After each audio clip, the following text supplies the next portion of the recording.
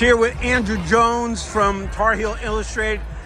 We talked about, I think back in mid-November, about Chatham County's favorite player, Drake Powell. What have you seen that he's changed in the last few weeks? He made shots last week. That's the starter. You can see the confidence. The game's there. We talked about that, all the different little baskets he can put his hands in. But the one I talked about that we hadn't really seen was scoring, and we saw scoring in Hawaii.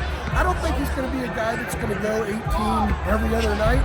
Maybe once every 5 or 6, and he may get 8 to 12 on occasion, 2 on some nights.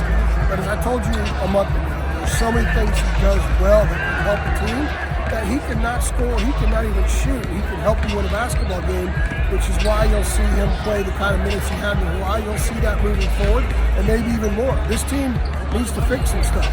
And when you've got a guy that's as fundamentally sound as he is, that's as smart as he is, as athletic as he is, and can do so many different little things for you, you have to put him on the floor because he helps you in games. It gets to a point where, okay, he's an undersized 4, he's 6'6" and thin, but he's a basketball player and he can help you in games. I think those are some of the decisions Hubert is in the process of making right now. Yeah, he's averaging 24 minutes a game, and back when we talked about a month ago, he just wasn't close to those numbers right now. You also mentioned his shooting ability, but you said his numbers were kind of high because it's been too short of a season. Yeah. So what are you thinking he needs to do? Well, he had a good couple of nights in Hawaii that'll pick up the numbers this time of year. I don't know where he is as a shooter. The shot looked pretty nice. So maybe he's a 35, 40% guy. If he's 40% with everything else he does, he's playing 28, 29 minutes.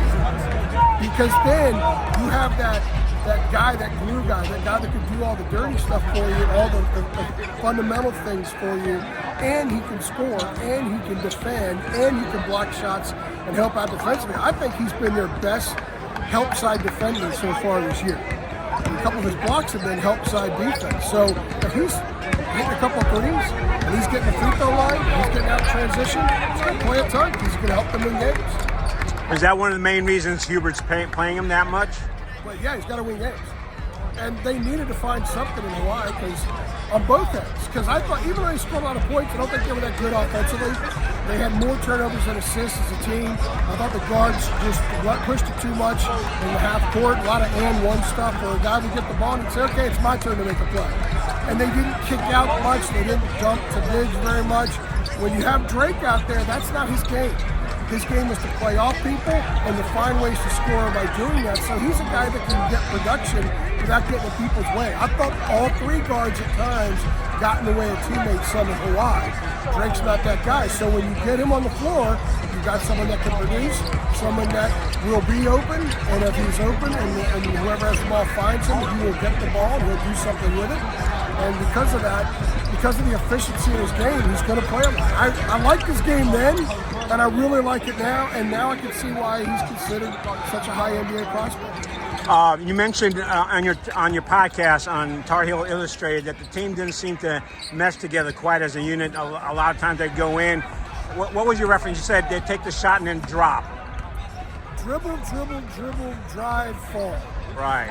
That's what I'm talking about. It's sort of that N1 league stuff. Someone, you can see it. I can visualize it right now. Someone would get the ball on the wing or in the perimeter, and they'd say, okay, my turn to make a play. That's not Carolina basketball. That's not the way this team is designed. They have guys that can do that, but it's a lot easier to do if there's a connectedness in the perimeter. They're flowing more, they're rotating the ball more. There's a reason the assists were lower than the turnovers, because a lot of turnovers were on those drives. A lot of turnovers were charges, some really stupid fouls, and then some of the ball screens were rushed on the perimeter because the drive was rushed. So it's like Jalen Washington would get out there and too quickly try to set a physical screen, and he would be moving when the ball handler would go by, or you try to use the screen. So they were out of sorts. They scored a ton of points, but they could be a lot more efficient. But a lot of what they did offensively that didn't work led to easy baskets for the opponents.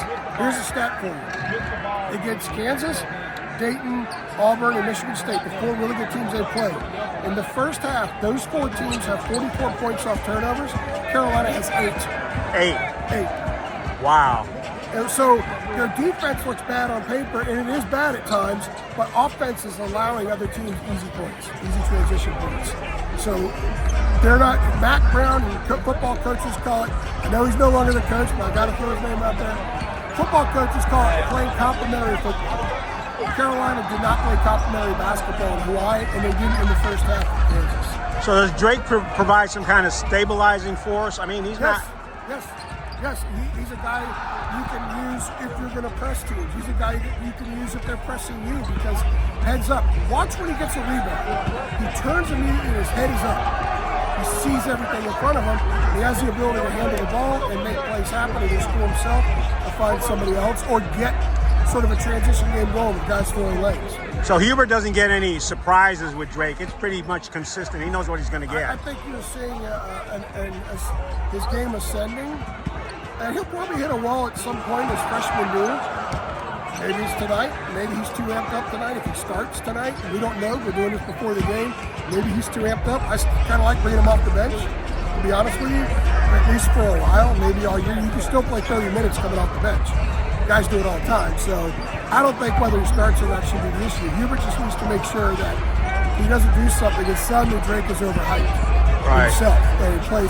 And that's when young guys especially make mistakes. All right, folks, we're going to finish it up here, but I am going to plug this because Andrew doesn't do this enough. If you want more information on what's going on, and he's been talking a lot about Drake, you need to follow him on Tar Heel Illustrated, and people can sign up too for the premium stuff. Yeah, it's just what's that cost? $8.33 a month for a 1-year subscription. All right, and you get to look at this mug, and actually you get to read his stuff. You don't always have to look at it. You have to go to YouTube to see my face. For some reason, we get a lot of views there. It must be Jacob Turner. All right, thank you.